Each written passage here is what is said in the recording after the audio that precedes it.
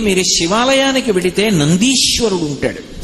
నందీశ్వరుడు యొక్క శృంగములలోంచి శివదర్శనం చెయ్యాలి. అసలు నందీశ్వరుడి దగ్గరికి వెళ్ళి ప్రార్థన చెయ్యకుండా శివలింగం వంక దర్శనం చెయ్యకూడదు. నంది దగ్గరికి వెళ్ళి మొట్టమొదట ప్రార్థన చెయ్యాలి.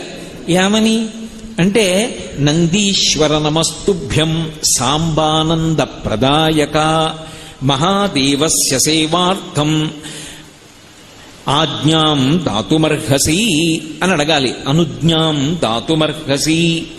నందీశ్వర నమస్తుభ్యం. నమస్తుభ్యం అంటే రెండు చేతులు కైమోడ్చి ఇలా శిరసు ఉంచి నమస్కరించాలి. నమస్కరించి, ఓ నందీశ్వర నీకు నమస్కరిస్తున్నాను. ఎవరు నువ్వు? సాంబానంద ప్రదాయక. సా అంబా ఆనంద